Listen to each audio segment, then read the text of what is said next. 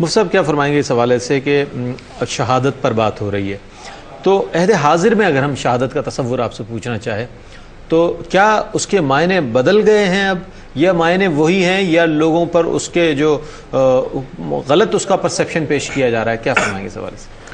دیکھیں، شہادت کا سلسلہ تو قیامت تک جاری و ساری رہے گا۔ نبی کریم صلی اللہ علیہ وسلم نے ارشاد فرمایا کہ جہاد قیامت تک جاری رہے گا۔ ہاں، یہ الگ بات ہے کہ اس میں عارضی طور پہ تعطل آپ اگر دیکھ لیں تو یہ ہو سکتا ہے۔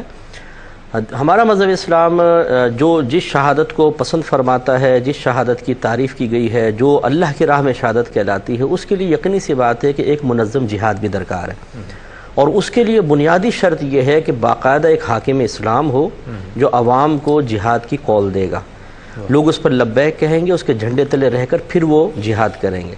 اس کی اجازت نہیں ہے کہ کوئی بھی شخص کہیں سے بھی اٹھ کر کسی سے بھی لڑنا شروع کر دے اور اپنے آپ کو مروا کے کہے جی میں تو شہید ہو گیا، ایسا نہیں ہے۔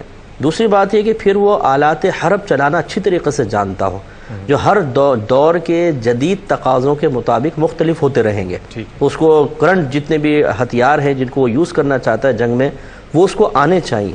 اگر ایسا نہیں ہے تو یہ خودکشی کے مترادف ہوگا کہ سامنے وہ توپے لے کے کھڑا ہو، کوئی گنے لے کے کھڑا ہو اور آپ ڈنڈا لے کے پہنچ جائیں وہاں پر۔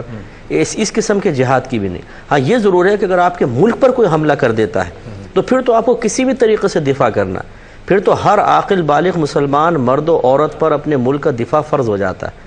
اب حاکم کی کال آئے یا نہ آئے، اب تو ہر ایک کو لڑنا ہے، ڈنڈے سے لڑو، ہاتھوں سے لڑو، جوتوں سے لڑو، وہ جہاد فرض ہے۔ لیکن جب تک یہ والی صورتحال نہیں ہے تو پھر وہ اس کی میں تمام عرض کر رہا ہوں کہ ایک تو حاکم اسلام ہو، باقاعدہ کال دے، دوسرا یہ کہ آلات حرب آپ چلانا جانتے ہوں، تیسرا یہ کہ اگر آپ کسی کے ماتحت ہیں اس کی اجازت شرط ہے۔ ماں باپ زندہ ہیں، ماں باپ اجازت دیں گے۔